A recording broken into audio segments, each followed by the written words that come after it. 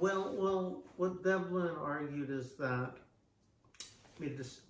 he was actually critiquing the notion that capitalism is really about production, and he said that really it's a continuation of feudalism in a sense, because it's the conspicuous display of non-useful things, and that's why gold and silver and diamonds became so valuable. It's just because of their uselessness. They're shiny toys. So it's showing that you transcend the domain of the useful, and you show off that you can do so. It's a way that, like, ancient lord would go nuts with sacrifice and not just throw a feast, but make so much food that no one could possibly eat it all, just kill animals with reckless abandon.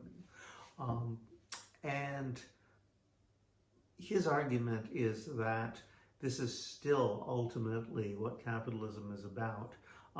It's never really been about production. That's industry is really something that is developed independently. The capitalists claim credit for it, but in fact, profits are gained by the sabotage of the process of production, and it's guided into this domain of crazy consumption for its own sake. But that crazy consumption becomes popularized so that everybody ends up, doing smaller and smaller scale versions of conspicuous waste.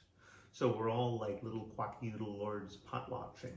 He was actually into anthropology, even though he's writing in the 1890s, and anthropology that he had at his disposal wasn't very good.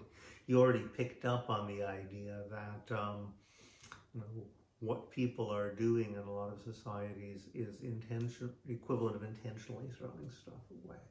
But it's throwing stuff away in a way that's intended to display your superiority. Like the ultimate gesture where people like Nero or a lot of the Roman emperors would do things like they would take handfuls of diamonds and throw them into the audience during the chariot races or gladiatorial games or other celebrations, and just to watch people like sort of scramble, knock each other down, get into fights to grab the diamonds. And it's a way of, it's the ultimate poison gift. It's a way of saying, I don't even care about these things. I am a higher sort of being than you could ever imagine.